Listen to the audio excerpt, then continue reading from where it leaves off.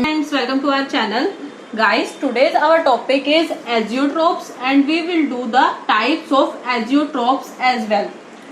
आज के टॉपिक को समझने के लिए आपको मेरी previous video that is non ideal solution showing positive deviation from Raoult's law as well as non ideal solution showing negative deviation from Raoult's law को पढ़ना होगा, क्योंकि आज का कॉन्सेप्ट उसी हमारे टॉपिक्स पर बेस्ड है. तो मैं आपको प्रीवियस वीडियो का लिंक्स आपके डिस्क्रिप्शन बॉक्स में डाल दूंगी, आप वो देखकर आइएगा. So let's start our today's topic that is the azeotropes. First of all, what is azeotropes? They are the liquid mixtures of definite composition which boil at constant boiling point and they can't be separated into pure components by fractional distillation. These types of mixtures are known as azeotropes.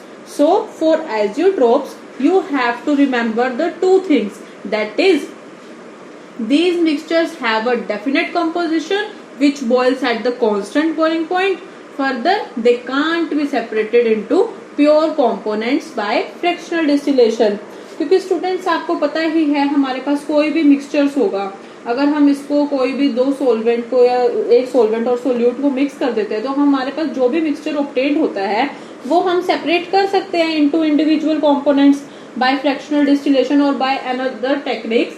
But for the azeotropes, these mixtures can't be separated using the fractional distillation. So these are known as azeotropes, and this is a very important topic for your examination point of view. And they are of two types. First one is the minimum boiling azeotropes, and next is the maximum boiling azeotropes. So first we will do the minimum boiling azeotropes. Here, in case of positive deviation from ideal solution, minimum boiling azeotropes applies only for the positive deviations from ideal solution. So, in case of the positive deviation from ideal solution, as we know that total vapor pressure of solution is greater than expected. Suppose here is the vapor pressure of the solution.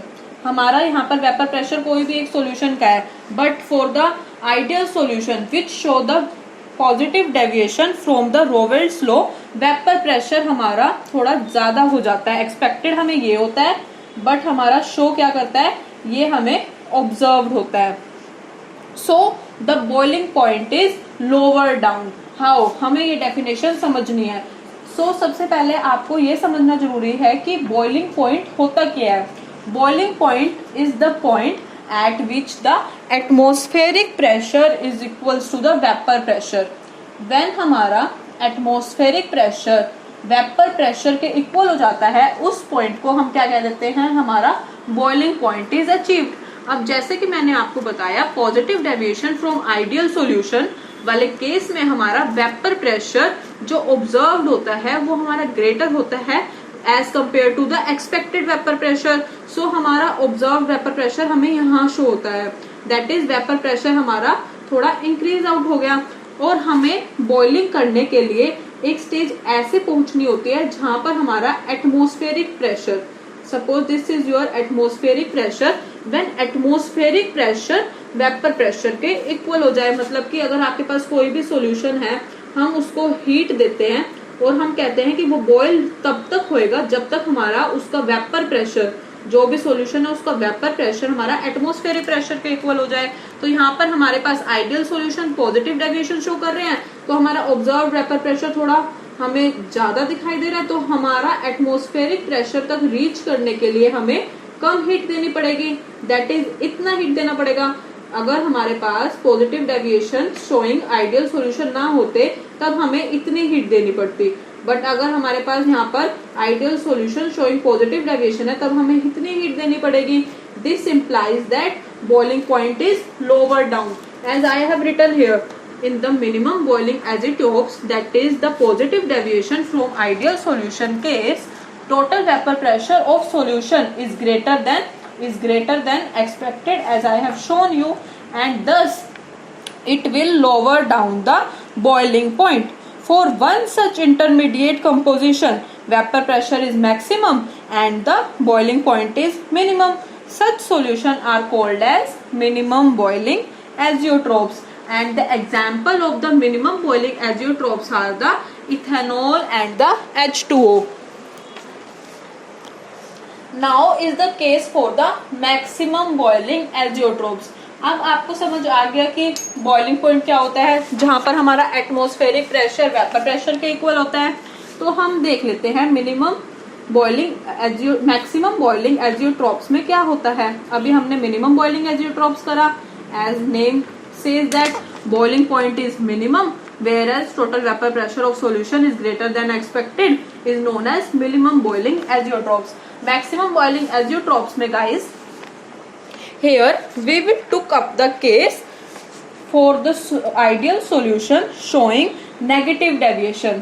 That is, suppose अगर आपके पास कोई भी एक solution है, normal solution है, ये हमारे उसके एक्सपेक्टेड वेपर प्रेशर हमारे यहाँ पर होनी चाहिए, but ideal solution which shows the negative deviations, their vapor pressure is lower down from the expected vapor pressure. अब इस केस में हमारा ऑब्जर्व वेपर प्रेशर हमें कम दिखाई देता है as compared to the expected vapour pressure. So to achieve the boiling point, that is atmospheric pressure को हमें वेपर प्रेशर को एटमॉस्फेरिक प्रेशर के इक्वल करना है. अब हमारे पास एक्सपेक्टेड ये था, तो मतलब कि हमें यहाँ पर इतनी हीट देनी पड़ती, बट हमारा in case of ideal solution showing negative deviations, observed value is further lower down. So हमें इसको इतनी हीट देनी पड़ेगी to reach the atmospheric pressure, that is to attain the boiling point. So हमें यहाँ पर ज्यादा हीट देनी पड़ रही है as compare to the expected value. So this is the case for maximum boiling azeotropes. You may note it down that in solution showing negative deviation at an intermediate composition, the total vapor pressure will be minimum and the boiling point is maximum. Such solutions are called as maximum boiling azeotrophs, and the example of the maximum boiling azeotrophs is the HCl with water, and the minimum boiling azeotrophs is the ethanol with water. So students, आपके पास examination में या तो simple and forward question आ सकता है, that is what are azeotropes and define its type. तो आपको ये डेफिनेशन एज वेल एज आपको ये जो मैंने समझाया ये आपको शो कर देना है विद एग्जाम्पल. बट अगर आपके पास ये क्वेश्चन आता है, why pure ethanol can't be separated by rectified spirit. अब आपको पता ही है रेक्टिफाइड स्पिरिट्स की कॉम्पोजिशन होती है इथेनॉल प्लस वाटर. अब आप क्वेश्चन समझिए, that why we can't separate out pure ethanol from this solution, that is the rectified spirit. मैं आपके लिए लिख भी देती हूँ, rectified spirit is nothing but the mixture of ethanol and water. अब हमने जैसे कि डिस्कस करा कि ethanol and water is the example of minimum boiling azeotropes. अब आप ये क्वेश्चन देखते ही समझ जाइएगा कि ये तो हमारे पास एजियोट्रोप्स की बात हो रही है. और हमने आपको समझाया है एजियोट्रोप्स हम कभी भी सेपरेट नहीं कर सकते into pure components by fractional distillation. So how can we separate ethanol from this rectified spirit?